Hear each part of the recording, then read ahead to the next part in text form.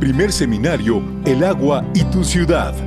Todos somos parte de una cuenca, la cuenca del Valle de México. Acuíferos del Valle de México. México cuenta con 653 acuíferos y el 38.7% del agua utilizada en el país proviene de estas fuentes. 104 acuíferos de México se consideran sobreexplotados, aunque se calcula que podrían ser más. 7 se localizan en el Valle de México y son los más dañados. Es necesario sanear las aguas del drenaje profundo e implementar su reuso para recargar los mantos freáticos, solucionar las fugas, cancelar los pozos clandestinos y disminuir la sustracción. Se debe potencializar la cultura del agua, es decir, a valorar este recurso ambiental, económica y socialmente. Primer seminario, El agua y tu ciudad. Todos somos parte de una cuenca. Buenas tardes, sean bienvenidas y bienvenidos al primer seminario Agua y tu ciudad, todos somos parte de la cuenca. El día de hoy abordaremos el tema 11, Acuífero del Valle de México. El objetivo de esta sesión es analizar los retos y oportunidades en relación con la seguridad hídrica del acuífero del Valle de México, así como la importancia de la participación de actores clave en su gestión. Como recordarán, nuestras sesiones cuentan con la participación de un experto internacional, quien a través de un mensaje introductorio presentará la perspectiva a nivel regional del tema. Contaremos también con las intervenciones de 2 expertos mexicanos que nos compartirán sus conocimientos en el tema. En esta ocasión, nuestro diálogo será moderado por la doctora Laura Martínez Pepín, a quien le damos la bienvenida. Laura Martínez se especializó en comportamiento de primates y es doctora en ciencias biológicas por la Universidad de Kioto, Japón. Desde el año 2018 y hasta la fecha, funge como directora del área del agua de la Fundación Río Arrond. En el 2013 se integró a la Comisión Nacional de Áreas Naturales Protegidas de México, en donde fue directora general de Promoción y Desarrollo Institucional y ocupó varios puestos en el área de cooperación internacional. La doctora Martínez percibe el agua como un puente indispensable entre los retos y temas prioritarios de la sociedad actual. Además, plantea que para enfrentar tales desafíos como el cambio climático, el crecimiento poblacional y las amenazas a los servicios ecosistémicos, se debe utilizar tanto el conocimiento social como la innovación tecnológica. Esto a fin de prevenir la pérdida de diversidad cultural y biológica. Antes de ceder la palabra a nuestra moderadora, les recuerdo que pueden realizar preguntas durante el evento únicamente a través de la sección Preguntas y Respuestas. Sin mayor preámbulo, le cedo la palabra a la doctora Laura Martínez. Muchas gracias. Muchas gracias. Buenas tardes a todas y a todos. Es un gusto acompañarlos esta tarde. Y sin más, voy a pasar a presentar el experto internacional de esta sesión, Alberto Manganelli. Alberto Manganelli es director del Centro Regional para la Gestión de Aguas Subterráneas en América Latina y el Caribe, GEREGAS, con sede en Montevideo, Uruguay. Este centro cuenta con el auspicio de UNESCO y está alojado en el Ministerio de Ambiente.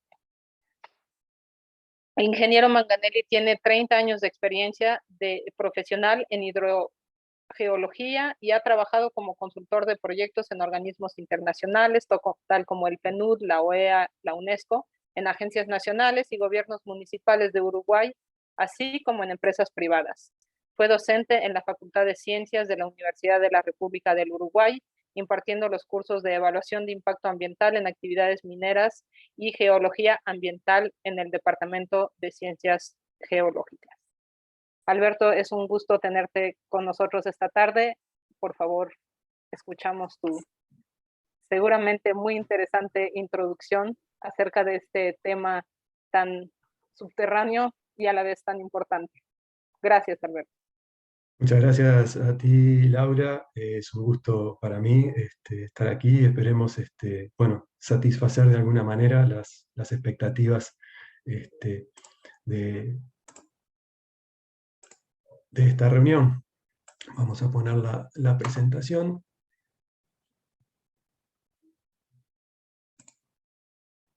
Allí quedó en modo presentación. Bueno, agradecer en primer lugar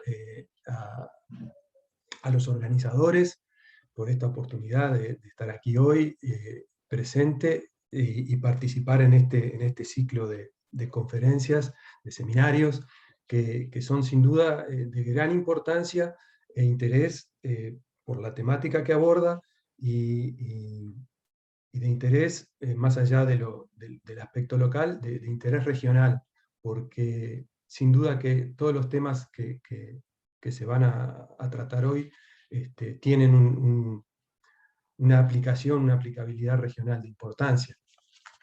Yo me voy a referir en esta exposición a aquellos conceptos generales que hacen a la gestión de las aguas subterráneas, y voy a dejar que sobre el tema específico del acuífero del Valle de México hablen los especialistas. Entonces, de esta manera, y a modo de introducción, puedo comentar, digamos, que hablaremos sobre 3 tópicos en particular. Primero hablaremos sobre algunos conceptos básicos que hacen a la temática de las aguas subterráneas y los acuíferos.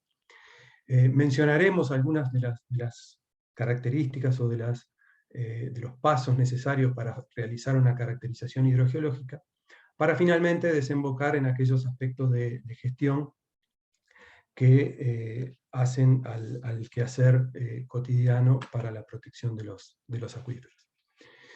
Entonces, bueno, sin más, pasando a los conceptos básicos, seguramente la mayoría de los presentes han oído hablar de estos conceptos, pero yo me quiero referir, y lo que yo quiero recalcar aquí, es que para poder gestionar el agua subterránea y los acuíferos, es necesario que los términos que se emplean estén claramente definidos, y lo que no siempre sucede a nivel no solo técnico, sino tampoco, y peor aún, en lo que es la normativa correspondiente.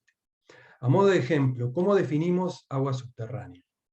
Bueno, existen por allí un montón de definiciones. Yo voy a poner 3 ejemplos. Podemos decir, por ejemplo, iniciando, que las aguas subterráneas son aquellas que se localizan bajo la superficie terrestre y ocupan los poros y fisuras de las rocas. Algo tan sencillo como eso. O podemos decir que es aquella parte de la lluvia que se infiltra a través del suelo, fluye a través de una zona no saturada, y alcanza el nivel freático por debajo del cual todos los espacios están saturados. Ese es un poco el ejemplo que vemos en la diapositiva, de una zona no saturada, donde en los poros coexiste aire y agua, y luego de un cierto nivel, que es el nivel freático, donde el agua está a presión atmosférica, los poros por debajo están completamente saturados en agua. E incluso podríamos decir, en una tercera definición, que es aquella parte del agua existente bajo la superficie terrestre que puede ser colectada mediante perforaciones o galerías de drenaje, etc., o que es aquella que, no siendo colectada, fluye naturalmente hacia la superficie a través de manantiales o filtraciones, o sea, se filtra propiciando los cursos fluviales, los niveles de base de los cursos fluviales. Entonces vemos aquí que cada una de estas definiciones incorpora nuevos términos que requieren a su vez una clara definición. Pero no hay una única definición, y ahí hay un tema de importancia, y lo voy a recalcar a medida que vaya hablando de cada uno de los conceptos, y es que debemos todos los actores en la gestión o en cualquier otra actividad tener claramente definido nuestro objeto. Si no, podemos estar hablando sobre una misma cosa, pero de cosas diferentes. Y ahí no nos entendemos y empiezan los problemas y los conflictos. Bueno, otro punto de interés para la convocatoria de hoy es el concepto de acuífero. Y para una definición sencilla, podríamos decir que es una formación geológica capaz de acumular y transmitir agua. O en el caso de sistemas acuíferos, donde hay más de una formación geológica que contiene agua y está hidráulicamente conectada, un sistema acuífero sería un conjunto de formaciones geológicas capaces de acumular y transmitir el agua. Evidentemente, al haber diferentes tipos de formaciones geológicas, tenemos también diferentes tipos de acuíferos, y de allí surgen los conocidos tipos de acuíferos que llamamos porosos, normalmente en formaciones sedimentarias, acuíferos fisurados o por fractura, que son básicamente en rocas ígneas y metamórficas, o los acuíferos kársticos, que son aquellos que normalmente se encuentran por disolución en rocas carbonáticas. También hay definiciones de acuíferos libres o confinados, dependiendo de si tienen o no capas impermeables por encima, etc. Aquí en la figura vemos algunos de estos conceptos que hemos mencionado. En color celeste, digamos, sería un acuífero libre, que no tiene ningún estrato confinante por encima. El celeste inferior sería un acuífero confinado por este estrato impermeable, con una zona libre, que sería la zona de recarga. Y bueno, allí están dibujados diversos aspectos como el nivel piezométrico, que es a la altura, digamos, a la que llegaría el agua por la presión que contiene dentro del acuífero. No me voy a detener demasiado en esto, simplemente estoy poniendo un poco sobre la mesa algunos términos que muchas veces creemos que ya están, que están superados, y que sin embargo en determinados momentos surgen problemas respecto a la forma en que los tenemos definidos. Dije que un acuífero era una formación geológica que contiene agua, y dicho así parece muy sencillo, pero luego debemos enfrentarnos y tener en cuenta las dificultades que muchas veces tenemos para definir el contorno de esa formación, los límites de esa formación, los límites superior e inferior de esa formación geológica, y por consiguiente los límites del acuífero. No es una tarea sencilla, y muchas veces es más rápido decir la definición que luego definirlo en forma concreta. Dos términos que son de suma importancia en el tema de la gestión son los términos de calidad y de contaminación. La calidad del agua depende básicamente del contenido de elementos químicos que se cargan al agua a medida que ésta se mueve por el acuífero. Es decir, a medida que el agua circula desde la zona de recarga, que podríamos ver aquí, ¿verdad? Un área de recarga. A medida que el agua circula desde esta zona de recarga por el acuífero, y aquí vemos que puede ser una cuestión de días, de años, de décadas, de centenares de años o incluso de milenios, el agua, a medida que va circulando, entra en contacto con las rocas que pueden solubilizar determinados elementos, y van cargando al agua de esos elementos solubles cedidos por las rocas.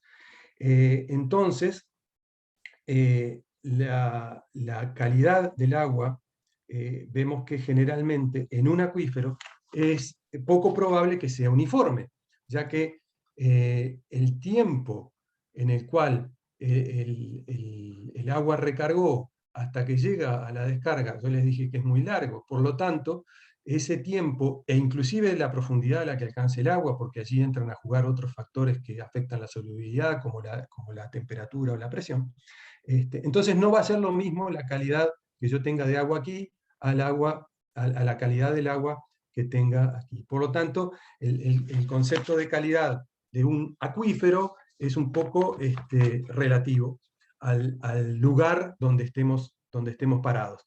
Y también podríamos decir que es relativo en función que la calidad muchas veces está vinculada al uso. ¿En qué sentido? Los estándares con los cuales nosotros comparamos el resultado de un análisis químico están determinados por el uso.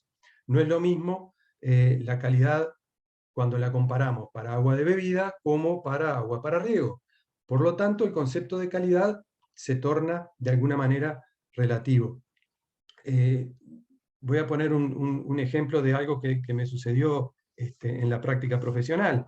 Una empresa de teñido de lanas utilizaba agua de red, y tenía problemas porque el agua de red no siempre venía con la misma cantidad de cloro, y esas cantidades de cloro, bueno, afectaban obviamente el pH, etc., y entonces les afectaba el tema del color, porque ellos tenían una fórmula, pero el agua no era la misma. Entonces me llamaron para hacer una perforación, porque el agua de esa perforación tenía una composición, una calidad más constante que el agua de red. Pero bueno, eso era una necesidad específica, y no podemos decir que la calidad del agua de red era mala, al contrario, era agua potable. Sin embargo, no se ajustaba a los requerimientos de esa empresa. Un aspecto vinculado al tema de calidad es el aspecto de la contaminación. Y aquí yo me quiero detener un poco en que hay autores que indican que la contaminación puede ser natural o antrópica. Y esto, bueno, puede llevar a cierta discusión. Yo prefiero quedarme con el concepto de que la contaminación es solamente antrópica, y que cuando encontramos un agua con ciertos parámetros por encima de lo deseado, pero no producto de la actividad del ser humano, entonces es un agua que llamamos no apta para ese uso específico por causas naturales, pero no deberíamos llamarla como agua contaminada.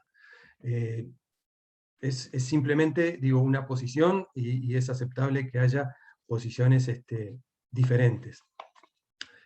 Bueno, las fuentes de contaminación antrópica pueden ser puntuales o difusas. Allí en la figura se ven una serie de factores que pueden afectar a esa calidad. Los desarrollos urbanos, la agricultura, plantas de tratamiento, la ganadería, vertederos mal aislados, etc. Hay una serie de factores que son básicamente conocidos, y no vamos a profundizar en ello. Voy a mencionar muy rápidamente dos conceptos más que son muy importantes, sobre todo para la planificación y la gestión. Ellos son el de la vulnerabilidad y el del riesgo. La vulnerabilidad intrínseca podríamos definirla como la susceptibilidad natural de un acuífero a verse afectado por una carga contaminante. Mientras que el riesgo es, digamos, el cruce de esa vulnerabilidad con el uso del suelo, es decir, con las actividades que se realizan en superficie. Esto es importante fundamentalmente, como se muestra allí en el ejemplo de la figura, en acuíferos libres o en las zonas de recarga, tanto de acuíferos libres como confinados. Estos elementos son realmente importantes, sobre todo por lo que es la gestión del agua vinculada con la gestión del territorio. Que son prácticamente indivisibles. Bien, pasemos ahora ya al segundo punto, que es un poco cómo conceptualizamos lo que es un acuífero, cómo caracterizamos hidrogeológicamente un acuífero, y por ende el agua subterránea. Allí en las figuras lo que se ven son un par de ejemplos de lo que decíamos hoy, lo que sería un acuífero poroso, unas arenas eólicas, aquí se ven las dunas superpuestas, y lo que sería un acuífero por fisura. Esta es una roca basáltica fracturada, ¿no? Bien. Para la caracterización hidrogeológica, digamos que cualquier trabajo de caracterización, cualquier trabajo hidrogeológico que arranquemos a desarrollar, debe contener por lo menos algunos de estos, algunos o todos de estos elementos que vamos a mencionar. Lo inicial, como en cualquier otra tarea, es la recopilación de antecedentes del área de trabajo, el catastro de pozos, el relevamiento de campo, relevamientos bibliográficos, etc. En algunos casos se realizan también tomas de muestras de roca, fundamentalmente, para estudios petrográficos que nos permiten determinar esas características de las rocas que componen el acuífero, ya sea para determinar, por ejemplo, los espacios porales, las interconexiones, el tamaño de los poros, la permeabilidad, etc. Luego de todas estas tareas y de las tareas de campo, pasamos ya a la confección de mapas, y allí tenemos, por ejemplo, el mapa geológico, el mapa piezométrico, realizamos un mapa de vulnerabilidad, realizamos el mapa de riesgo vinculado a las tareas de campo. También tomamos análisis de agua, tomamos muestras de agua para análisis en el campo y la interpretación de los resultados a través del uso de diagramas, como puede ser el de Piper, el de Steve o el de Schweller, Berger. También en la colecta de agua, muchas veces, si tenemos dinero sobre todo, realizamos estudios isotópicos que nos permiten conocer la edad o la proveniencia del agua, el tiempo en que se recargó, de dónde provienen algunos contaminantes, etc. Los estudios isotópicos son de gran ayuda en lo que es la caracterización de acuíferos y de aguas subterráneas. Alberto, me permito mencionarte que te quedan 3 minutos. Ya me apuro, voy rápido, me pasó muy rápido el tiempo. Bueno, todo esto conduce en definitiva al desarrollo de un modelo conceptual que sería muy útil si termina siendo o desembocando en un modelo matemático, ya que los modelos matemáticos nos permiten conformar, establecer, digamos, simulaciones y efectos a futuro de manejo de diferentes escenarios. Vamos a pasar entonces a la gestión de los recursos hídricos subterráneos. Y como dijimos, el agua subterránea es un componente del ciclo del agua, y no es independiente de los otros componentes. Sin embargo, es necesario realizar un enfoque en particular para comprenderla, porque muchas veces la gente sabe mucho menos de las aguas subterráneas, o en una proporción mucho menor que el uso que hace de ellas, ¿verdad? La gestión y protección del agua subterránea pretende equilibrar la disponibilidad del recurso con las demandas de los usuarios, y esto puede traer aparejado un cierto riesgo sobre la disponibilidad y la sustentabilidad a mediano y largo plazo si no es manejado de forma eficiente. La gestión del agua subterránea requiere medidas de planificación normalmente a nivel nacional, estadual o regional, pero fundamentalmente su condición el agua subterránea, su condición es particular, y la gestión debe tener un fuerte componente local. Todos los puntos que hacen al agua subterránea son fundamentalmente de alcance local, por lo menos inicialmente. Ahora bien, el conocimiento hidrogeológico, del marco hidrogeológico, es fundamental para definir esas medidas necesarias de gestión, pero no podemos tratar solamente de mejorar el conocimiento técnico sin actuar al mismo tiempo sobre la gestión. Se trata de establecer medidas de gestión con la información disponible para luego generar medidas, a medida que recabamos, digamos, nueva información y nuevos datos, a partir de estudios o monitoreos, mejorar esa información, y eso permite tomar nuevas medidas de gestión o, a su vez, mejorar las ya existentes. Rápidamente, entonces, para terminar, no es realista pensar en una receta única, sencilla, para realizar la gestión de los recursos hídricos subterráneos. Lo que sí es posible es producir algunas pautas genéricas a partir de experiencias previas y adecuarlas y complementarlas para ser aplicadas a cada caso en particular. Por otro lado, una sola herramienta de gestión no es normalmente suficiente para lograr una gestión sostenible del agua subterránea. Además del conocimiento técnico, son necesarios instrumentos legales, instrumentos económicos, participación social, voluntad política. Todo ello, indefectiblemente, deberá estar presente en todos los casos. Algunos de los elementos utilizados para la gestión de aguas subterráneas son el sistema de derechos y el cobro por la extracción, pero estos elementos tienen a veces posiciones encontradas desde el punto de vista de los diferentes actores involucrados. Por lo tanto, para su implementación será necesario que existan datos confiables, transparencia y capacidades institucionales, todo ello con la más amplia participación. Y ahora sí, termino, es lo último que voy a decir. Quiero decir que todos estos aspectos que hemos hablado, y aquellos que seguramente hablarán quienes vienen a continuación, deben ser indefectiblemente internalizados por toda la sociedad, ya que de una forma u otra todos estamos involucrados en la gestión. Muchas gracias. Muchas gracias, Alberto.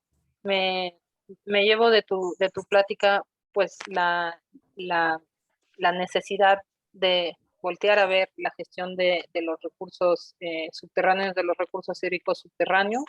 Es un tema sí complejo, invisible por definición, y sin embargo ya contamos con muchos instrumentos, desde modelos matemáticos hasta instrumentos de medición, que permiten entender mejor este mundo invisible e indispensable a toda la sociedad.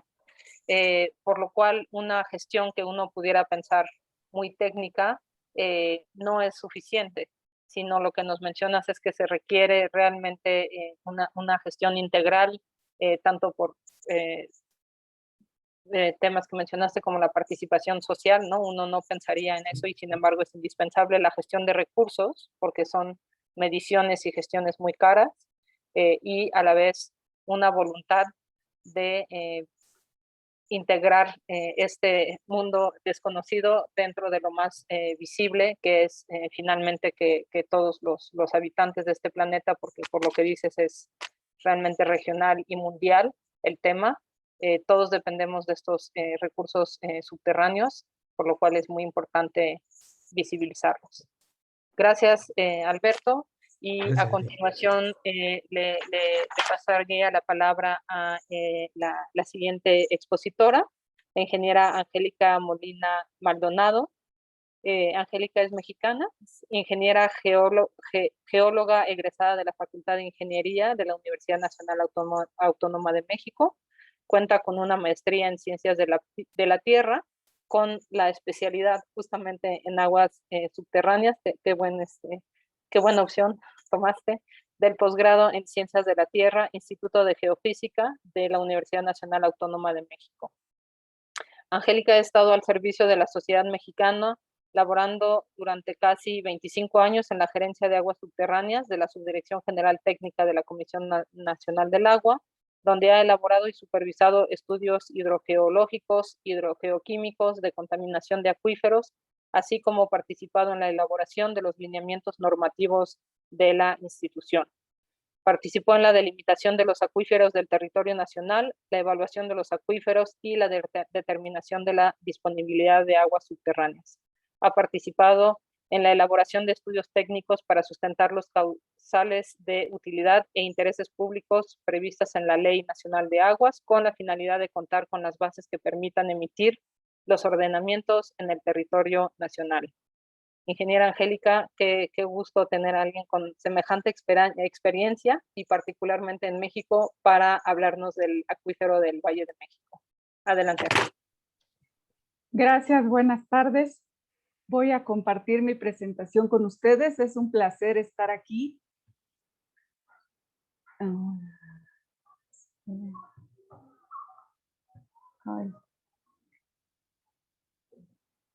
Permítanme que tengo muchas cosas abiertas y no me aparece.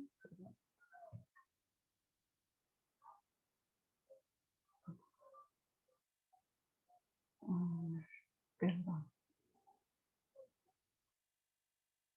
Es que no me aparece aquí donde dice compartir.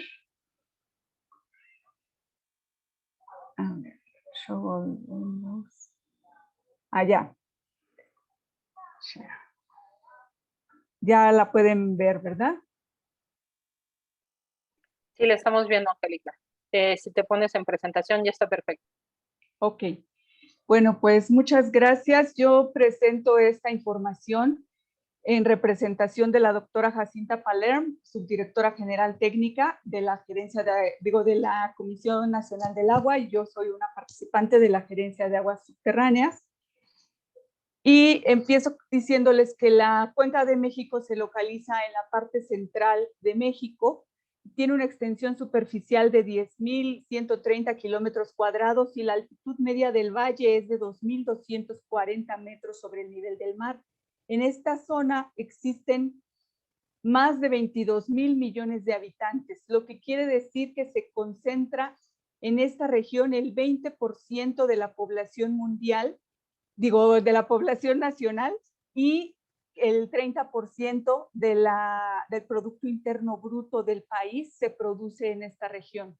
Y en ella se alberga a la ciudad capital del país, a la Ciudad de México y su zona conurbada. El acuífero se ha dividido en 7, bueno, administrativamente en 7 acuíferos en esta cuenca. Comprenden a los estados, bueno, la Ciudad de México, el Estado de México, pues una parte del estado de Hidalgo y parte del estado de Tlaxcala.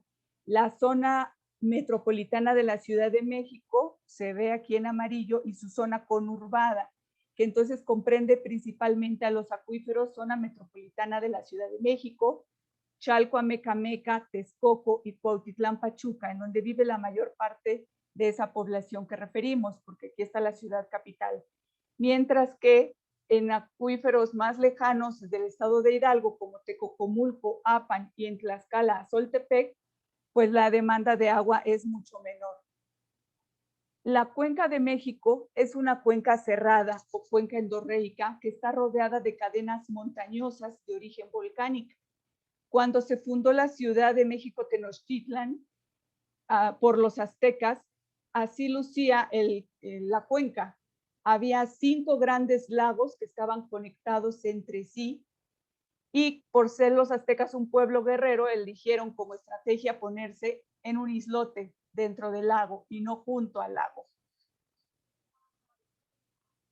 Por esa situación de ser una cuenca endorreica, el Valle de México ha estado expuesto durante toda su historia a constantes inundaciones, por lo que para resolver ese problema se decidió abrir la cuenca de manera artificial, y se construyeron distintas obras a lo largo de la historia de la ciudad, desde el Tajo de Nochistongo, el túnel de Tequisquiac, emisor central y distintos emisores de la época moderna que han tenido por objetivo sacar el agua de la cuenca hacia el norte en el estado de Hidalgo. Y ello ha provocado en gran parte la desecación de esos grandes lagos. La zona se caracteriza por tener una precipitación media anual de 740 milímetros y una temperatura de 15 grados centígrados aproximadamente, y una evaporación potencial de 1.740 milímetros. En el mapa que observamos vemos que en la parte suroeste se presentan las mayores precipitaciones, por lo que el clima ahí llega a ser templado, lluvioso, y tenemos ecosistemas de tipo bosque, mientras que en el norte la precipitación es mucho menor y el clima es predominantemente semiárido, con paisajes como se observan en la foto que se ve aquí con esta cactáceas y muy árido. Y la precipitación es típicamente de verano en esta zona del país, y los meses de mayor precipitación son julio y agosto. La geología del Valle de México es sumamente compleja. Se trata de una fosa tectónica que ha sido rellenada principalmente por materiales volcánicos, específicamente, por ejemplo, por derrames lábicos de composición basáltica y andesítica, así como brechas volcánicas, tobas y materiales vulcanoclásticos o piroclásticos, así como por sedimentos arcillosos de naturaleza o de origen lacustre y materiales incluso aluviales, ya del cuaternario estos últimos.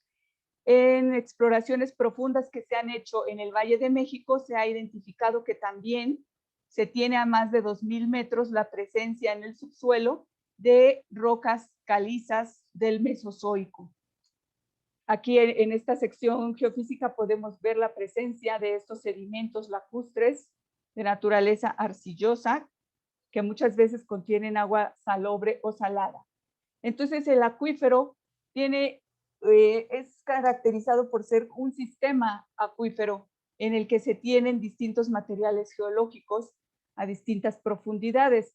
Primero se tiene un acuitardo formado por los sedimentos arcillosos Posteriormente, el acuífero que está en explotación y que tiene una profundidad hasta de 800 metros aproximadamente, y que es el que está actualmente en explotación, conformado principalmente por materiales volcánicos. Y después se tiene una capa que funciona como un acuitardo también, en el que se presentan cenizas volcánicas y arcillas de naturaleza, de muy baja permeabilidad, y bajo ello, y con un espesor aproximado de 300 a 400 metros, y bajo este acuitardo se tiene nuevamente otro sistema, otro acuífero, ya también en materiales volcánicos a mayores profundidades. Y por exploraciones profundas que se han realizado, como les comentaba, se ha encontrado a más de 2.000 metros de profundidad un acuífero en calizas que hasta la fecha no ha sido explotado. El mayor problema de la zona ha sido el crecimiento poblacional acelerado, ya que en los últimos, bueno, en el siglo XX, en tan solo 100 años, se publicó por 20 la población y por tanto la demanda del suelo y del agua.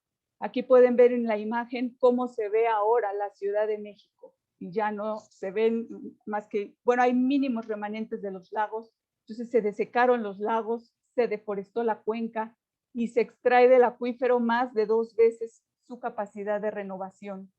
La región entonces se enfrenta a la más baja disponibilidad de agua per cápita y a la más alta densidad de población que se presenta en el país.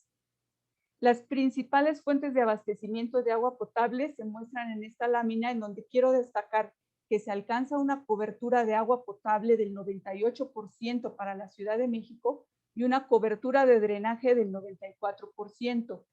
Hubo un momento en el que bastaban las fuentes dentro de la cuenca o dentro de la Ciudad de México, tanto subterráneas, manantiales y aguas superficiales. Sin embargo, llegó el momento en que la población fue tal que se tuvo que recurrir a fuentes externas, como son el sistema Lerma, el sistema Cutzamala, el Lerma a través de aguas subterráneas, pero el sistema Cutzamala, que es algo que aporta el 32% del volumen para el abastecimiento, que proviene de presas lejanas, varios kilómetros de la Ciudad de México, de otros estados. Lo que se destaca aquí es que el 42% del agua que se abastece a los habitantes de la Ciudad de México proviene de los pozos dentro de la ciudad, que son 542. Entonces se considera que son el 42%. La Comisión Nacional del Agua publica de manera periódica actualizaciones de la disponibilidad media anual de agua subterránea, y la última actualización se hizo el 17 de septiembre del 2020, y en el que podemos observar en el mapa y en la tabla, coloreados con color verde, aquellos acuíferos en los que aún hay volúmenes disponibles para otorgar en concesión, y son justamente Apan, Tecocomulco y Soltepec, que se encuentran más alejados de lo que es en sí la capital, mientras que los acuíferos Cuautitlán, Pachuca, Texcoco, Chalco, Amecameca ya presentan valores deficitarios en su disponibilidad, aunque no con la gravedad del acuífero Zona Metropolitana de la Ciudad de México, que se observa en un color más rojo y que a continuación detallamos. Justamente de acuerdo a la publicación de disponibilidad de esa fecha del 17 de septiembre de 2020, la recarga que recibe ese acuífero Zona Metropolitana de la Ciudad de México es de 512 millones de metros cúbicos anuales. Sin embargo, el volumen concesionado y asignado de aguas subterráneas es de más de 1,000 millones de metros cúbicos al año, del cual más del 85% corresponde al uso público urbano. Entonces, la disponibilidad media anual de este acuífero presenta un déficit de más de 500 millones de metros cúbicos anuales. Esta explotación intensiva del agua subterránea ha provocado que el nivel del agua subterránea se haya abatido hasta más de 50 metros en los últimos 50 años en algunas zonas de la ciudad. Y al tener los sedimentos arcillosos que mencionábamos, más el abatimiento de los niveles, eso ha provocado el hundimiento diferencial del terreno en la Ciudad de México, con hundimientos hasta de más de 9 metros en algunas zonas de la ciudad. Aquí está en la foto la Catedral Metropolitana, que se presenta sumamente afectada por ese hundimiento diferencial, y en el mapa podemos ver que las velocidades de hundimiento en algunas zonas de este valle son hasta más de 20, 30 centímetros por año. Y para ello tenemos estas fotos que son una evidencia de ello, son monumentos emblemáticos de México, la columna de Independencia, en la que la base de la calle estaba antes al nivel del piso y se han tenido que poner escaleras y escaleras y más escaleras porque esta está cementada a profundidad a niveles más estables donde no hay hundimiento. Otro monumento emblemático, el Monumento de la Revolución, y este que está aquí visible, no crean que es un poste, es justamente un ademe de un pozo, como se ve en la foto de junto, en la que se ve a la bomba ahí junto a la palmera y el ademe del pozo. O sea que el nivel del terreno estaba a esa altura y eso es lo que se ha hundido. Y aquí vemos otras deformaciones en las edificaciones. Entonces, este hundimiento diferencial ha afectado severamente a la infraestructura, al sistema de distribución de agua, a los sistemas de drenaje, lo que provoca fuertes fugas, al sistema de transporte colectivo metro, ha afectado las vialidades, casas, edificaciones y los servicios públicos. ¿Qué impacto ha provocado la urbanización en el ciclo hidrológico? Pues la reducción de la recarga natural que recibe el acuífero, mayor recarga incidental por las fugas en las redes hidráulicas, la desaparición de humedales, lagos y manantiales, la modificación del drenaje natural, dado que muchos de los ríos que antes existían en esta zona han sido entubados y ahora conforman las principales avenidas de la ciudad, y el incremento de entonces el escurrimiento superficial, pero no deseado, que provoca severas inundaciones, la contaminación puntual y difusa de fuentes de agua subterránea, se ha provocado con ello el grave impacto ecológico y se han generado microclimas. ¿Qué retos tiene el Valle de México? Pues que enfrenta complejos y cada vez más mayores problemas, tanto ambientales, sociales, económicos y políticos en torno al agua. Primero, tener que abastecer a más de 22 millones de habitantes. La deforestación, la cubierta de asfalto en expansión y la reducción de la recarga de los acuíferos. La reducción del escurrimiento en los cauces naturales y con el incremento de riesgos de inundación. Obviamente, competencia por el agua y presión sobre las fuentes de abastecimiento. Se ha generado contaminación puntual y difusa del agua subterránea, zonas marginales que existen aún en la zona conurbada con escasos recursos y que tienen una baja cobertura de servicios de agua potable, drenaje y saneamiento. Se han incrementado costos de extracción, disminución del caudal y el rendimiento de los pozos, y que muchas veces han tenido que ser profundizados, además de las afectaciones a la infraestructura urbana por hundimientos, el deterioro ambiental, y otro reto es vencer esos arreglos institucionales que están sujetos a decisiones políticas y a una organización social compleja. Y recordemos que la seguridad hídrica tiene que implicar tanto el acceso al agua en cantidad, en calidad y que sea asequible, así como proteger a la población ante riesgos de sequías e inundaciones, por lo que se requiere un ordenamiento territorial. Y también es necesario, para lograr la seguridad hídrica, preservar los ecosistemas a través del manejo integral de cuencas, la protección de humedales y la calidad que sea adecuada para el consumo humano y para los ecosistemas también. Para lograr esa seguridad hídrica, pues se tiene que hacer un uso eficiente del recurso hídrico, se tiene que dar mantenimiento a la infraestructura, tanto de pozos, redes de distribución, plantas de tratamiento, así como aumentar las capacidades tanto técnicas, administrativas, económicas y de cultura del agua ante toda la sociedad, así como aumentar la participación tanto del gobierno, universidades, organizaciones no gubernamentales y los organismos operadores de agua, por lo que se requiere construir marcos legales, institucionales sólidos y capacidades necesarias para una buena gobernanza. La búsqueda de paz y de estabilidad es fundamental para que se fomente la cooperación entre esos actores involucrados y que se tengan fuentes de financiamiento sólidas e innovadoras que permitan un desarrollo y mantenimiento de la infraestructura. Para lograr esa seguridad hídrica es fundamental, entonces, contar con el saneamiento, con economía circular para reutilizar el agua y sobre todo para tener soluciones basadas en la naturaleza, como favorecer la recarga natural, la conservación del suelo y su cubierta forestal, así como hacer programas de reforestación, usar pavimento que permita la filtración del agua para que alcance las zonas de recarga hacia el acuífero, recolectar el agua de lluvia, infiltrar el agua tratada al subsuelo y promover la recarga artificial.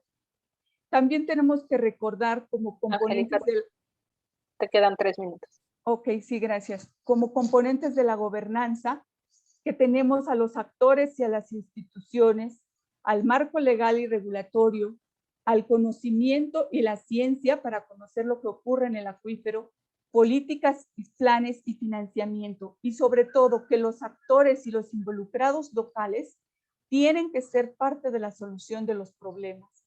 Para ello, en México se cuenta con el Consejo de Cuenca Valle de México, que es una instancia que la ley prevé, la Ley de Aguas Nacionales mexicana, en la que es la instancia para la coordinación y concertación en materia de agua entre la autoridad federal, los gobiernos estatales, los gobiernos municipales y los representantes de los distintos usos. Entonces, como se mencionaba, se requiere indispensablemente de la participación social por los actores del sector tanto público como privado, los usuarios del agua, la sociedad en general y las instituciones no gubernamentales, para que entre todos se tomen decisiones que involucren a esos actores y que se fundamenten en el conocimiento de los acuíferos, para que se resulten en políticas, planes, estrategias y acciones hacia la sostenibilidad. Como ejemplos de esta participación tenemos el caso del Plan de Gestión y Recarga del Acuífero Valle de México, que propone el Instituto de Ingeniería de la Universidad Nacional Autónoma de México, en el que establece como programas y acciones justamente el fortalecimiento institucional, el cambio del marco legislativo y regulatorio, la disminución de extracciones, preservar la recarga natural, la recarga artificial a través de casos pilotos, fomentar el reuso, observar y conocer al acuífero y desarrollar distintas capacidades, como mencionábamos previamente. ¿Y qué está haciendo el organismo operador de la Ciudad de México, conocido como SACMES? Justamente en la actualidad está llevando un programa de control de fugas en la red de abastecimiento, con sectorización de la red para medir la presión y medirlas de manera automatizada para identificar la presencia de fugas. Está teniendo programas para rehabilitar pozos y medición de sus volúmenes, rehabilita las plantas potabilizadoras y tiene un programa de cosecha de agua de lluvia, y actualmente más de 20,000 viviendas se abastecen en las zonas, sobre todo periféricas de la ciudad, con agua de lluvia durante 9 meses del año. También se tienen programas para favorecer el incremento de la recarga natural y el incremento de la recarga gestionada o recarga artificial del acuífero. ¿Qué oportunidades se tienen en el Valle de México? El volumen precipitado, que es sujeto de captarse, de aprovecharse, de infiltrarse, antes de que se convierta en un problema hacia las inundaciones que provoque. Tenemos también que el tratamiento de agua residual. En México tenemos la planta de tratamiento de aguas residuales de Atotonilco en el estado de Hidalgo, que es la tercera más grande del mundo y recibe las aguas en parte de la Ciudad de México hacia la zona de salida artificial del acuífero. Si construimos esa planta, podemos construir mucho más para tratar el agua y poderla reusar. También tenemos proyectos de recarga piloto, como el ejemplo, el que se está realizando en el bosque de Chapultepec. Tenemos en México 2 normas oficiales mexicanas para normar los requisitos de la recarga y de la infiltración para lograr el manejo de la recarga, y están en puerta la modificación de esas normas para hacerlas más aplicables a México. Se tiene en este momento un trabajo conjunto entre Conagua, el SACMES y la Comisión de Agua del Estado de México, que es otra gran oportunidad, así como el interés y la gran capacidad técnica que tiene la academia, y mucha de ella concentrada justamente en el Valle de México.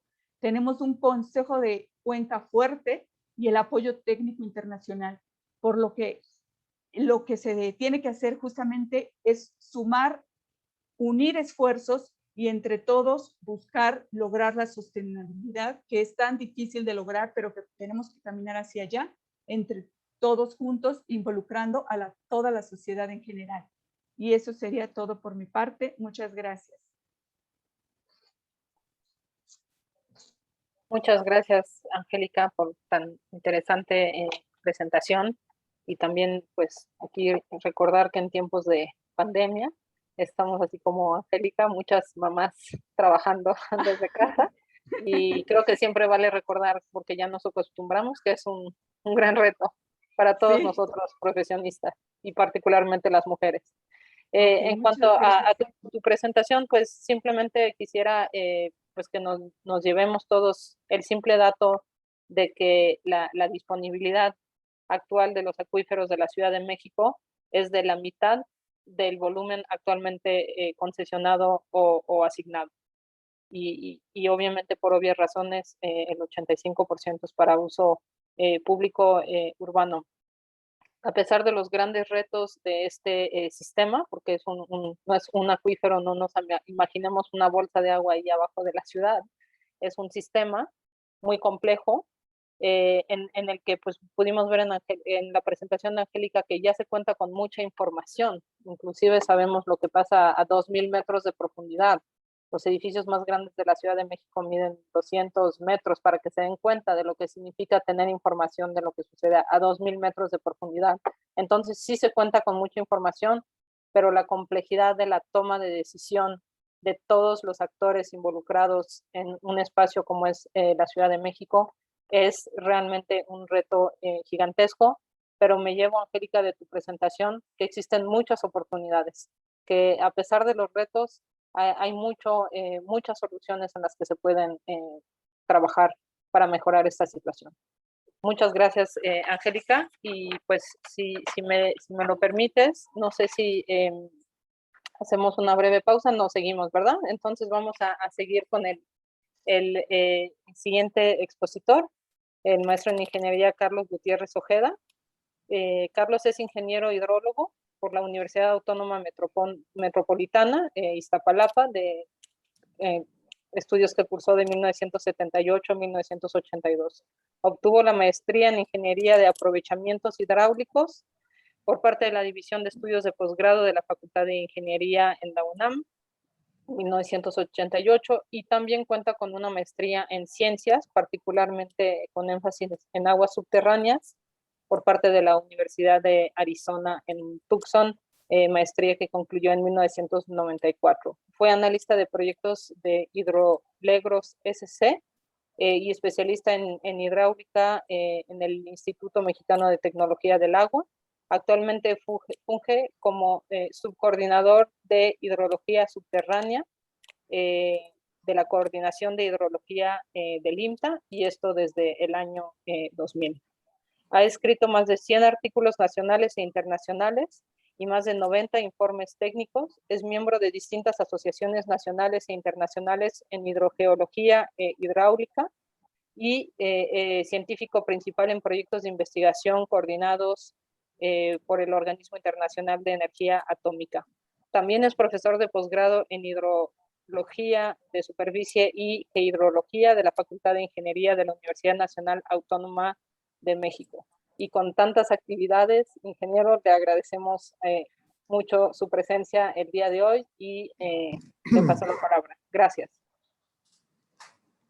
Cómo no, bueno, pues muchas gracias por la presentación y la invitación nuevamente al doctor Rafael Val, mi agradecimiento. Y nada más si me confirman si están viendo la pantalla, por favor. Sí, le estamos viendo adecuadamente. Muy bien, pues me toca hablar después de dos muy buenas pláticas que creo que me sirven de marco a lo que les voy a comentar. Y en algunos casos voy a tocar algunos de los temas o conceptos que ya se vieron en las pláticas anteriores, pero bueno, hablaré entonces sobre lo que son los datos básicos de la Ciudad de México, de sus fuentes de abastecimiento, entre los cuales por supuesto se encuentra el acuífero, algo sobre el balance y la disponibilidad.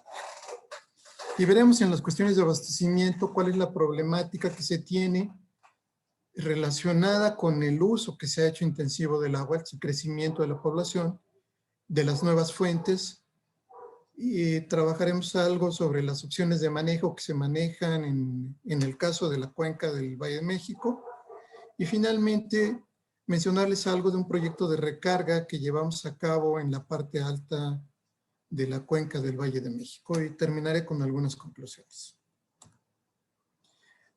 También a lo largo de la presentación voy a hacer uso de algunos datos que ya se presentaron en seminarios previos por varias gentes que están aquí referenciados, ¿no? En la Ciudad de México tiene una población de 8.92, de acuerdo al doctor Carmona. Sin embargo, también tiene una población flotante de 4.2 millones de habitantes. La cobertura, como ya lo mencionó Angélica, es del orden del 98%, con un consumo real que llega a los 177 litros por habitante día. Cuenta con una superficie de 1.485 kilómetros cuadrados y la altitud de 2.240 metros sobre el nivel medio del mar en la parte baja, y en las partes altas puede llegar arriba de los 3.000 fácilmente. En cuanto a lo que tiene que ver con las fuentes de abastecimiento, el acuífero de la zona metropolitana de la Ciudad de México viene a ser la principal fuente de abastecimiento, en donde existen aproximadamente 1.581 pozos. La principal fuente de agua es la subterránea, con un 54%, siguiendo el sistema Lerma, que también viene de agua subterránea, 13.7%, Cutzamala, 29.3%, que esto es agua superficial, y finalmente manantiales, que provienen de la zona del río Magdalena, que es de la parte en que me quiero enfocar. Y en esta figura y tabla les estoy también mostrando lo que ya se mostró en la presentación anterior, los acuíferos que conforman la región hidrológica 13, que es la parte central de la República Mexicana. Como verán, los que están en rojo tienen una disponibilidad, negativa, siendo la disponibilidad más fuerte negativa, por así llamarlo, la del acuífero de la zona metropolitana de la Ciudad de México. Sin embargo, los acuíferos que se encuentran alrededor también tienen disponibilidad ya negativa, es decir, ya no hay más agua para otorgar concesiones, ¿no? Utilizando una figura que encontré en la red sobre los pozos profundos que se mencionaron, que se han perforado a 2.000 metros de profundidad, les quiero comentar cuál es el funcionamiento del acuífero, ¿no? Básicamente, el acuífero recibe agua a través de las sierras que están ubicadas a través de la periferia, Sierra de Guadalupe en el norte, el Chichinautzin al sur, al oeste de las Cruces, y al este tenemos la Sierra Fría. Todas estas sierras, como esta es una cuenca cerrada, aportan agua en sus partes altas, el agua se infiltra y viene a dar este acuífero que está en explotación, que está por debajo de un acuitardo en arcilla, y que es un acuífero que tiene entre 50 y 400 metros de espesor, y del cual se está extrayendo la mayor cantidad de agua para la ciudad, ¿no? Aquí podrán ver ustedes un poco más de detalle de lo que tiene que ver con la balance y disponibilidad que están publicados por la Comisión Nacional del Agua. En la tabla de abajo del lado izquierdo viene el primero, el balance, entradas menos salidas igual al cambio de almacenamiento o cambio de masa. Dentro de entradas se considera la recarga vertical, que es un 20% del volumen que llueve en la zona de la parte alta, a las entradas por flujo subterráneo, que es 106.4, que es entradas horizontales, la recarga inducida, que esto es proveniente de la infiltración de las fugas, que aquí consideraron un 20% de ese valor, y el bombeo, que equivale a 623.8 de acuerdo al censo de 1990. 80 por casi, un poco más del 70%, perdón, para uso público urbano. Con todo ello, el balance es negativo, y eso quiere decir que le estamos sacando el acuífero del orden de 111 millones de hectómetros cúbicos, que es lo mismo hectómetros cúbicos que millones de metros cúbicos, en el cambio del volumen almacenado. Es decir, estamos drenando el acuífero y la cantidad de agua que tenemos almacenada allá abajo, ¿no? Pasando ahora en lo del balance, en lo de la disponibilidad, que es la tabla de arriba, resulta ser que la recarga equivale a 512.8, que es justamente todos los valores que están aquí encerrados en paréntesis: la recarga vertical, las entradas por flujo horizontal subterráneo y la recarga inducida. Y el volumen concesionado, como ya lo comentaron en la presentación anterior, sí equivale a más de 1000. Es decir, a pesar de que de acuerdo al balance se sacan 624, digamos, hectómetros cúbicos, concesionados hay más de 1000. Y eso hace que tengamos una disponibilidad negativa. Otra cosa que quiero resaltar de aquí es que realmente la recarga natural solamente equivale a los dos primeros términos, que es la recarga vertical más las entradas por flujo subterráneo, que es decir, es un poco más de los 150 de hectómetros cúbicos, que comparado con los 507, pues resulta ser que se quedan muy cortos y estamos extrayendo muchísima agua, mucho más agua que la que el acuífero nos puede dar. Otra cosa muy importante de aquí es que los datos con los cuales se publicó la disponibilidad corresponden al REPDA del 20 de febrero del 2020, mientras que los datos del balance vienen del censo de 1990. Es decir, hay una diferencia en fechas que valdría la pena muy bien ajustar los datos y tomarlo en cuenta. ¿Qué problemas ha traído la sobreexplotación del acuífero?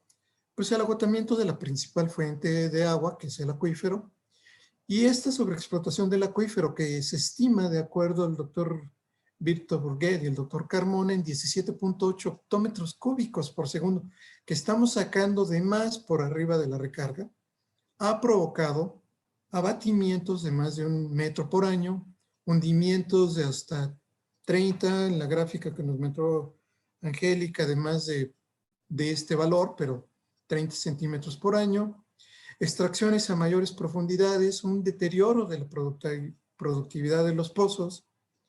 Con ello también se deforman los ademes, pierden la verticalidad, y esto hace que también tengamos problemas en esta zona de los pozos. Incluso hay entrada en algunos casos de agua de mala calidad. Y también, por último, en términos generales, el deterioro de la calidad del agua.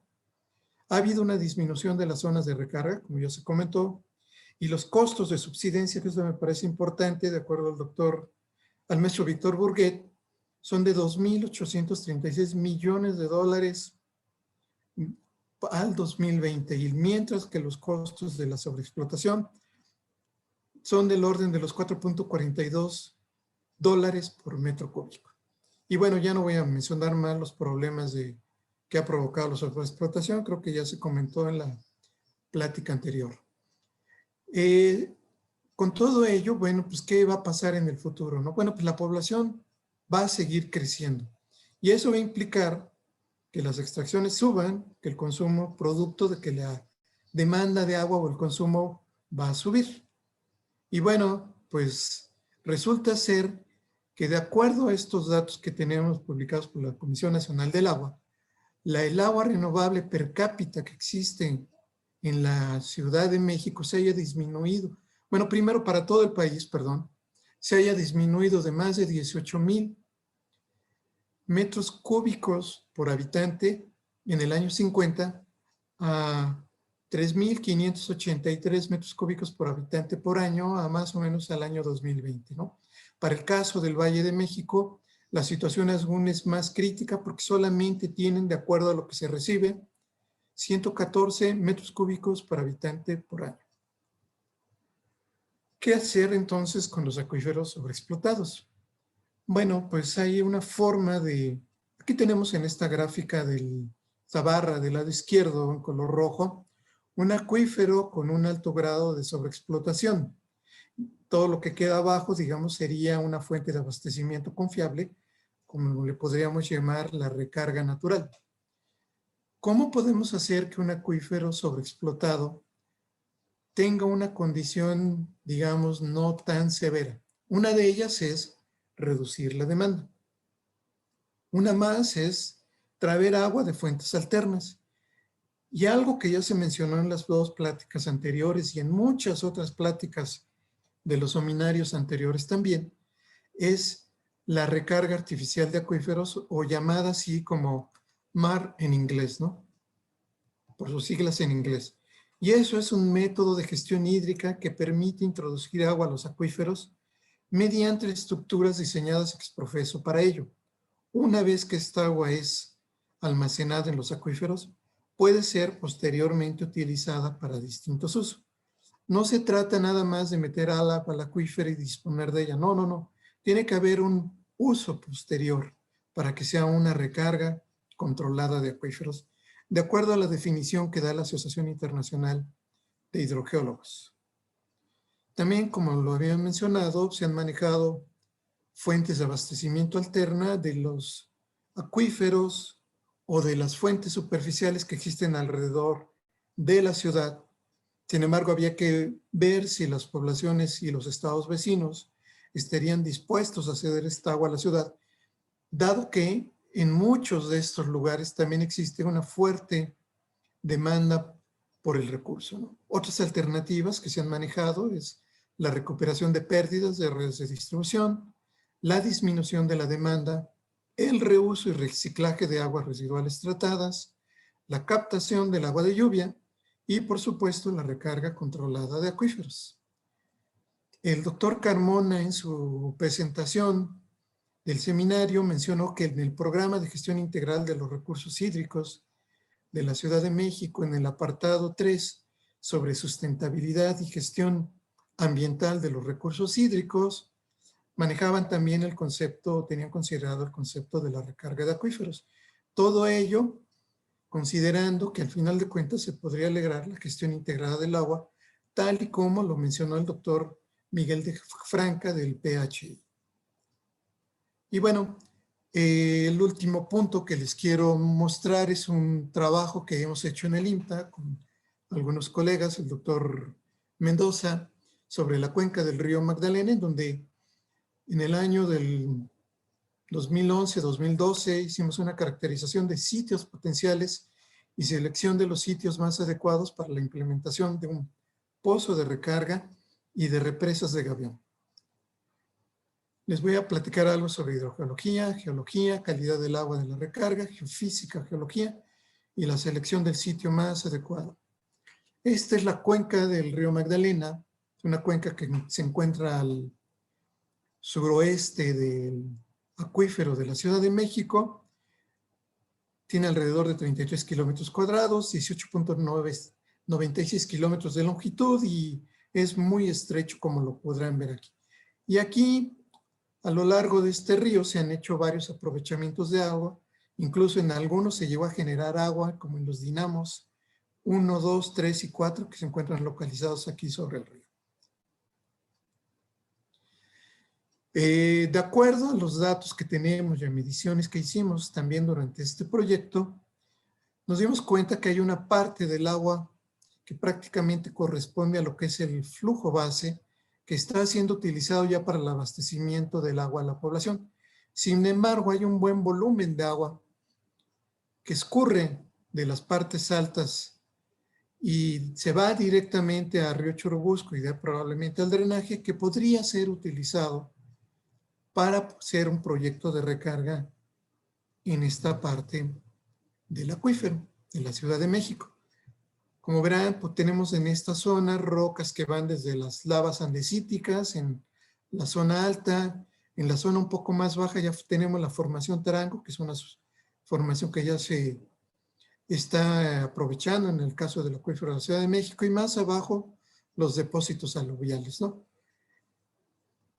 Hicimos también alguna geofísica a lo largo del cauce del río y determinamos las unidades resistivas con su posible correlación hidrogeológica para ver en cuáles formaciones podríamos nosotros poder meter el agua mediante un pozo de recarga, ¿no? El nivel estimado que nosotros tenemos está alrededor de los 400 metros de profundidad y aquí lo estamos mostrando mediante esta línea azul. También tomamos muestras de agua para hacer análisis físico-químicos, bacteriológicos e isotópicos a lo largo del río, tanto y en los manantiales que existen en la zona, y determinamos que la calidad del agua es de tipo bicarbonatadas magnésica sódica, lo que corresponde a un sistema de flujo local que es muy rápido, con tiempos de residencia cortos. Y con excepción de los coliformes fecales, como lo podrán ver en esta tabla, ¿sí? Todos los parámetros analizados cumplen con los límites máximos permisibles en las normas oficiales mexicanas 015, que es de recarga, y la 127, que es de calidad del agua para uso a la población. Y la causa más probable de estos coliformes es que hay un gran pastoreo en las partes altas de la cuenca. Estas son las dos normas que les habíamos comentado y también lo comentó Angélica, la 015 de infiltración artificial de agua a los acuíferos, y dentro de ella se hace referencia a la 127, que es lo que hay que cumplir, lo que tiene que cumplir el agua de recarga para poder ser inyectada al acuífero. El pozo, de acuerdo a toda la información que obtuvimos de geología, geofísica, calidad del agua, propusimos en aquel caso que el sitio para la perforación del pozo a 400 metros de profundidad, que tendría que ser un pozo exploratorio primero, se encuentra alrededor del dinamo número 2. Y aquí marcamos a 7 y 10 kilómetros de profundidad, de distancia, perdón, los pozos que podrían ser utilizados para el monitoreo de la recarga mediante un pozo en este sitio. Y te quedan 3 minutos. Sí, ya voy a acabar. Que de alguna forma también se podrían ver beneficiados por el agua que se infiltraría. También llevamos a cabo una caracterización de la cañada del Aguajito para poder ubicar represas de gavión, construir represas de gavión. Hicimos un recorrido, se hicieron algunas secciones en campos y se construyeron mediante geocostales o bolsas de piedra las represas en la parte alta de esa pequeña cuenca, ¿no? El volumen de agua estimado que obtuvimos al final en esta pequeña subcuenca era de 10.35 litros por segundo que se estarían infiltrando, adicionales a los que ya se estaban infiltrando. Construimos, por cierto, 22 represas, todo ello con ayuda de la comunidad, que nos ayudaron tanto a gestionar el trabajo, a ubicar los sitios, se les dio la capacitación, se les entregaron herramientas, se entregaron también todos los materiales de piedra, costales y gavión, y la comunidad nos ayudó para construir todas las represas, ¿no? Lo importante de esto era que ellos se podían apropiar del proyecto y generamos al mismo tiempo algún empleo que fue de carácter temporal, ¿no? Bueno, como conclusiones, existe un volumen potencial de 500 a 1000 litros por segundo que se pueden recargar al acuífero en la zona metropolitana de la Ciudad de México, en la zona que estudiada, y con excepción de los nitratos, el agua es de buena calidad y de reciente infiltración. La región del segundo dinamo es adecuada para perforar un pozo exploratorio a 400 metros de profundidad. A través se considera que es posible recargar el acuífero.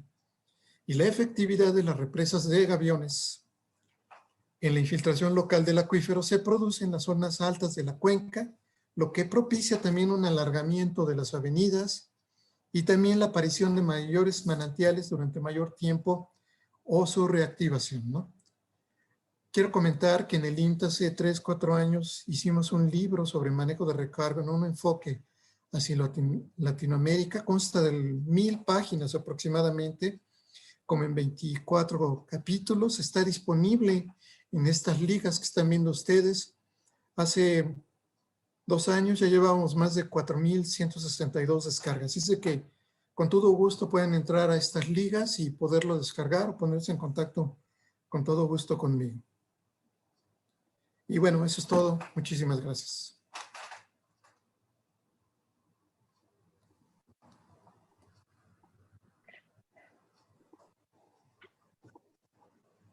Muchísimas gracias, Carlos, por tan interesante presentación, de la que me llevo un poco después de haber escuchado pues la importancia de las aguas subterráneas y la complejidad de la situación en la Ciudad de México, pues que hay soluciones que de hecho ya se están implementando, por supuesto son pequeñas, pero pues es un rompecabezas que nos mostraste, Carlos, y nos detallaste un poco más una pieza del rompecabezas muy interesante. Muchas gracias por esta presentación. Vamos a pasar ahora a la sesión de preguntas y respuestas. Hemos seleccionado entre las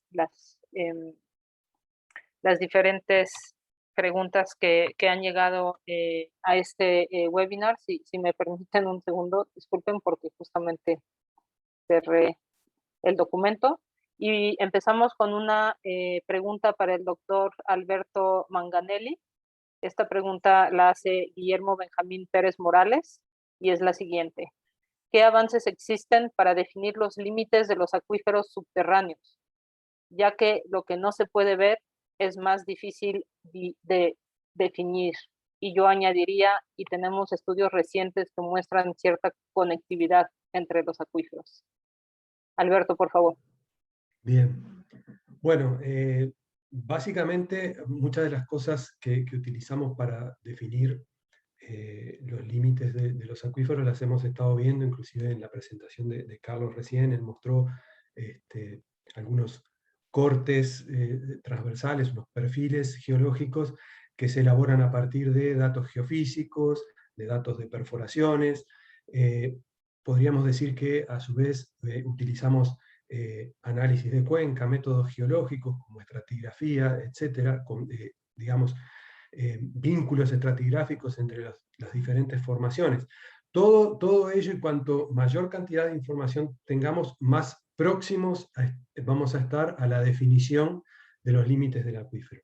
De cualquier manera, esto es siempre un proceso iterativo, siempre estamos avanzando en el conocimiento y muchas veces, digo, la geología no es una ciencia exacta y muchas veces en algunos lugares tenemos grandes incertidumbres, pero debemos manejarnos con esas incertidumbres. Y a medida que logramos nuevos datos, porque hay nuevas perforaciones, normalmente la exploración de petróleo es un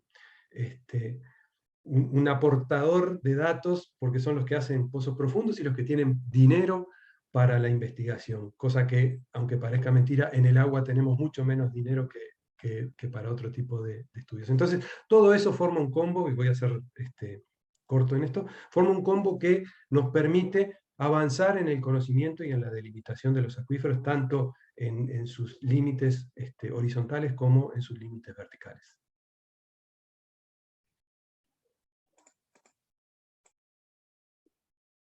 Muchas gracias, Alberto. Propongo pasar en una pregunta para Angélica, luego para Carlos, y como tenemos 20 minutos, si están de acuerdo, si todavía nos queda tiempo, pues regreso a cada uno de ustedes. Entonces, la pregunta para ti, Angélica, de Berta Cecilia García Cienfuegos sería la siguiente. ¿Cómo podemos interactuar o hacer interactuar los 3 grandes retos para lograr la seguridad hídrica en los acuíferos del Valle de México? Saneamiento, economía circular y soluciones basadas en la naturaleza.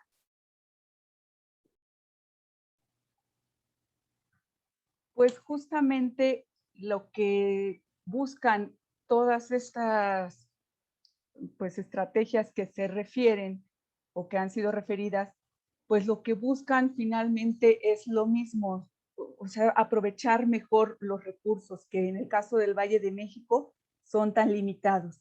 Entonces, si damos saneamiento o tratamiento al agua residual que se genera, podremos aprovecharla. Entonces eso lo podemos vincular en la economía circular, que tanto las industrias que reusen el agua en sus distintas etapas de sus procesos para que no consuman más agua limpia, en este caso del acuífero o de las redes de distribución, sino que ocupan su misma agua y eso genere pues más recurso hídrico disponible para otros usos o para la recuperación del acuífero. Y teniendo agua tratada o agua reusada o agua que se recupere, como mencionábamos en las dos presentaciones que se hicieron sobre el Valle de México, podemos aprovechar esa agua para fomentar lo que decíamos de las soluciones basadas en la naturaleza y hacer un símil de la naturaleza, como pues recargando, por ejemplo, en las zonas boscosas, pues impidiendo que la deforestación siga. Entonces podemos ahí, o como lo presentó el maestro Carlos, justamente en una zona que de por sí es de recarga, podemos aprovechar y hacer manejo de la recarga, hacer obras para que, basados en la naturaleza y que esa es una zona de recarga, podamos tener más agua disponible para ser aprovechada en la cuenca y en el acuífero finalmente. Entonces, todo va vinculado finalmente a tener más agua para la naturaleza y para la sociedad. Muchas gracias, Angélica. Pasamos con una pregunta a Carlos, porque además los organizadores me comentan que nos queda menos tiempo que lo que yo pensaba. Entonces, Carlos, la pregunta sería, ¿existe un estudio que permita definir el costo de recarga del acuífero con aguas tratadas versus seguir suministrando agua de otras cuencas tan lejanas y que provocan grandes cortes y daños ambientales? Sí, definitivamente sí hay, pero pues cada caso es específico, ¿no? No es lo mismo recargar un acuífero en donde el agua tratada provenga de una industria que provenga de una ciudad. De eso depende el tratamiento también, ¿no? Que se le debe de dar al agua. Y también depende mucho de las características del acuífero. No es lo mismo un acuífero libre, muy superficial, un acuífero profundo, en donde el agua tiene que ser incluso de mejor calidad, ¿no? Entonces, la respuesta es sí, sí existen. No ha habido muchos casos en México, la mayor parte están en la literatura internacional, pero definitivamente que es posible recargar acuíferos tanto con agua de lluvia como con agua residual tratada. Con eso cierro. Muchas gracias, Carlos. Me parece que nos queda tiempo para una ronda de preguntita muy corta y específica, si me lo permiten. Alberto, te propongo la siguiente, difícil de contestar muy rápidamente, pero ¿qué problemas puede presentar una cuenca cuando es desviado su río del cauce original?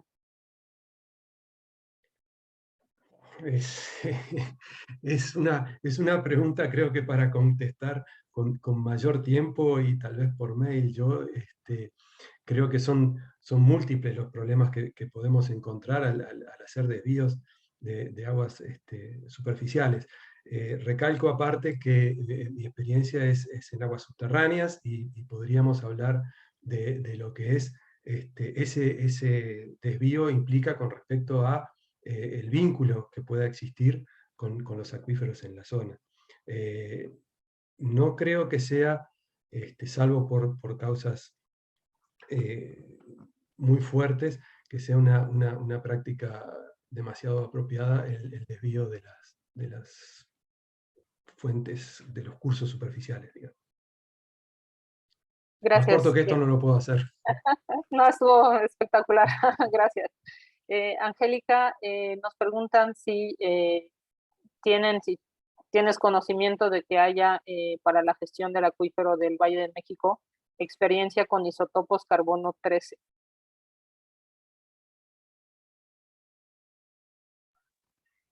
Bueno, se han hecho estudios isotópicos en la zona y de hecho se tiene conocimiento de zonas en las que el agua tiene edades, bueno, datadas, pero con carbono 14, edades que incluso llegan a ser de miles de años en algunas zonas, ¿no? O sea, de recargas de zonas lejanas, justamente a lo mejor de flujos de sistemas de flujo regional. En el Valle de México había zonas en donde emergían aguas de mucha salinidad e incluso zonas termales. Entonces se tiene ese conocimiento que se ha apoyado en isotopía y lo han hecho mucho otro tipo también de instituciones como lo es el INTA justamente. Muchas gracias. Y finalmente, para concluir la ronda de preguntas, entiendo que quedaron algunas preguntas en el Facebook o en el chat del Zoom, y pues supongo que ulteriormente les harán llegar las respuestas. Carlos, esta última pregunta para ti. ¿Qué se puede hacer con los nitratos en el agua para mejorar su calidad a la hora de la infiltración a los pozos? Bueno, se puede dar un pequeño tratamiento, no es tan difícil ni tan caro. Así es de que consultando ahí con los amigos del INTA que manejan la parte de tratamiento de agua, me decían que existen ya unos métodos muy bien establecidos para tratar y eliminar ese problema y poder utilizar el agua, ¿no? Y volviendo un poquito a la pregunta anterior que le tocó a Angélica, sí, nosotros hemos hecho muchos trabajos también en lo que tiene que ver con isótopos. En este caso en particular del río Magdalena utilizamos también los isótopos ambientales, ¿no? Deuterio, oxígeno 18 y tritio para determinar las zonas de recarga, la altura de la recarga y también los tiempos de residencia del agua. Pero también en la hora que se hizo los pozos profundos, particularmente el San Lorenzo, tomamos unas muestras de agua, hicimos análisis para poder determinar los tiempos de residencia del agua y efectivamente son tiempos de residencia muy grandes y también con ello lo que queríamos ver es que el acuífero profundo que se estaba tratando de utilizar muy por debajo del acuífero en explotación eran independientes, ¿no? Era parte de los resultados y de los objetivos que se buscaron cuando hicimos ese proyecto. Gracias. Una metodología sin duda muy, muy importante y de gran utilidad, y qué bueno que tengamos esa capacidad en instituciones como el INTA. Bueno, pues finalmente me parece que me toca concluir esta sesión que llega próximamente a su fin.